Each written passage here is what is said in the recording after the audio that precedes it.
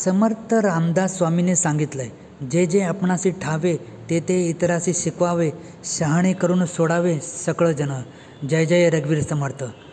नमस्कार मित्रांनो, मी विनायक पवार ठाणे विघ्नता या मराठी यूट्यूब चॅनलवर आपले सर्वांचे मनापासून खूप खूप स्वागत करतो. आपल्या या मराठमोळ्या चॅनलवरती तुम्हाला ठाणे परिसरातील चालू घडामोडी, मनोरंजन आणि भटकंती या प्रकारचे व्हिडिओ बघायला मिळतील, ते पण आपल्या मातृभाषेतून, आपल्या आवडत्या मायबोली मराठी भाषेतून. ठाणे विघ्नता या यूट्यूब चॅनलवर जर कोणी नवीन असेल तर या चॅनलला नक्कीच लाईक करा, शेअर करा आणि सर्वात महत्त्वाचं म्हणजेच या चॅनलला लगेच सबस्क्राईब करून त्या शेजारचे बेल आयकॉन बटन प्रेस करायला मुळीच विसरू नका, जेणेकरून आम्ही टाकलेले प्रत्येक व्हिडिओची नोटिफिकेशन तुम्हाला त्वरित मिळतील. गेल्या काही वर्षात पर्यावरणपूरक गणेश उत्सव असावा असं आवाहन विविध स्तरातून करण्यात येत आहे. गणपती उत्सवानंतर गावातल्या नद्या, तलाव, विहिरी आणि सगळे पाणवटे एकाच पद्धतीने दिसायचे. पाण्यावर तेल मिश्रित रंगाचं तवंग, तरंगणारं निर्माल्य, अर्धवट विघटन झालेल्या मूर्ती, सजावटीच्या सामानातलं प्लास्टिक, मोती, थर्माकोल हे असं चित्र त्या गणेशाला तरी पाहावेल का? पर्यावरणाला अशा प्रकारे हानी पोचवणारा उत्सव नको म्हणून मूर्ती दान करा, पासून ते मुळात पर्यावरणपूरक मूर्तीच बनवा ना. प्लास्टिक आणि थर्माकोलला स्पष्ट नाही म्हणा असे उपाय आले. त्यापैकी थर्माकोल आणि प्लास्टिकची मखरी खरोखरच हद्दपार करण्यात आता आपल्याला बऱ्यापैकी यश आलेलं असलं तरी प्लास्टर ऑफ पॅरिस आणि चकाकतीची मूर्तीचा मोह अजून तरी सुटलेला नाही आहे.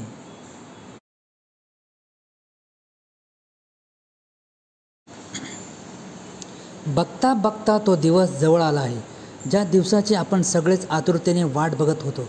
सगळीकडे नुसती लगबग सुरू झाली आहे. गणेश उत्सव हा हिंदू धर्मियांचा एक सार्वजनिक उत्सव आहे. या उत्सवात गणपतीची पूजा केली जाते. हिंदू धर्मियाचे आराध्य दैवत असलेल्या विघ्नहर्ता गणरायाचे आगमन भाद्रपद शुद्ध चतुर्थीस होते व 10 दिवस मोठ्या उत्साहाने हा उत्सव साजरा करण्यात येतो. गणेश उत्सव साजरा करणाऱ्यांनी हा उत्सव म्हणजे एक नवीन इव्हेंटच बनवून ठेवला आहे. या गोष्टीमुळे सगळीकडे उत्सव कमी आणि दिखावापणा जास्त दिसत आहे. यामुळे लोक पर्यावरणाचा विचार करत नाही. मीच का काळजी घेऊ म्हणून सगळेजण हा विषय टाळत आहेत. पण जर प्रत्येकाने या गोष्टीचा गांभीर्याने विचार केला तर थोड्या प्रमाणात का होईना आपण आपल्याकडील प्रदूषण नक्कीच टाळू शकतो. प्लास्टर ऑफ पॅरिसच्या गणेश मूर्ती नदीपात्रात विसर्जन करून पाणी प्रदूषित करण्यापेक्षा शाडूच्या मूर्तीचे पूजन करून कृत्रिम तलावात विसर्जन करणे ही काळाची गरज आहे. पारंपरिक शाडूच्या मूर्तीऐवजी प्लास्टर ऑफ पॅरिसच्या मूर्तीचा वापर, तसेच सजावटीसाठी थर्माकोलचा वापर, घातक रासायनिक रंगाचा वापर करण्यात येतो. त्यामुळे जलप्रदूषण होऊन मोठ्या प्रमाणावर पर्यावरणाची हानी होताना आपल्याला पाहायला मिळते. हजारोच्या वर गणेश मूर्ती न विरघळल्यामुळे या पाण्यावर तरंगत असतात. हे बघून खऱ्या गणेश भक्ताचे मन विषण्ण झाल्यापासून राहणार नाही. त्यामुळे प्लास्टर ऑफ पॅरिसच्या गणेश मूर्तीमुळे होणाऱ्या पर्यावरणाचा ऱ्हास व गणेश मूर्तीच्या अवहेलना थांबवण्यासाठी प्रत्येकाने शाडू मातीच्या गणेश मूर्तीचा वापर नक्कीच करायला हवा. मातीच्या बनवलेल्या मूर्ती पर्यावरणाला हानी पोचवत नाही आणि इको फ्रेंडली मूर्ती पाण्यामध्ये लवकर विरघळतात. तसेच इको फ्रेंडली मूर्ती बनवण्यासाठी वापरणारे रंग हे कच्चे व प्राकृतिक असतात. त्यामुळे कुठल्याही प्रकारची हानी पोचत नाही. तुम्ही शाडूची मूर्ती घरीच विसर्जित करू शकता. त्यानंतर त्या विरघळलेल्या मातीचा पुन्हा उपयोग देखील करू शकता. या सर्व गोष्टी केल्यामुळे बाप्पाच्या मूर्तीची विटंबना टळेल व पर्यावरण पण सुरक्षित राहील. शेवटी तुमची इच्छा आणि तुमचाच निर्णय.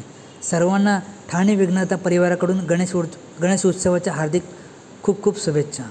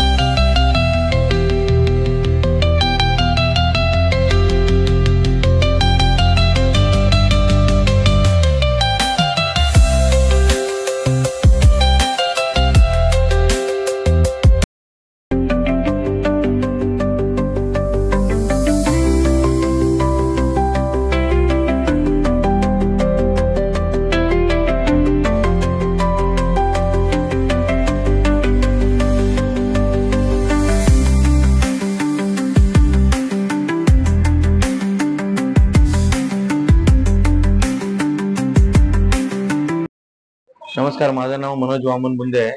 मी गेले 5 वर्ष झाले इथे गणपतीचा व्यवसाय करतोय आणि माझ्याकडे सर्व पर्यावरणपूर्वक मातीचे शाडू मातीचेच गणपती असतात. गेले बरेच वर्ष झाले आम्ही मातीच्याच मूर्त्या सेल करतो आणि त्यासोबत आकर्षक मूर्त्यांसोबत त्यांना सजून सुद्धा देतो मोफत. ह्या आमच्या शाडूच्या मूर्त्या आहेत. या 18 इंचाच्या मूर्ती आहेत. छोट्या मूर्त्या, लहान मूर्त्या सुद्धा आहेत.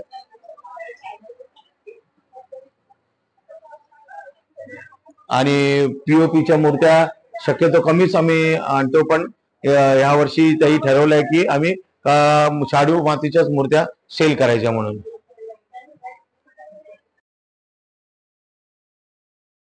हा व्हिडिओ तुम्हाला कसा वाटला नक्कीच कळवा. लाईक करा, शेअर करा आणि सबस्क्राईब करायला मात्र विसरू नका. असेच नवीन नवीन व्हिडिओ आम्ही तुमच्यासाठी घेऊन येणार. पुन्हा भेटू. जय हिंद, जय महाराष्ट्र.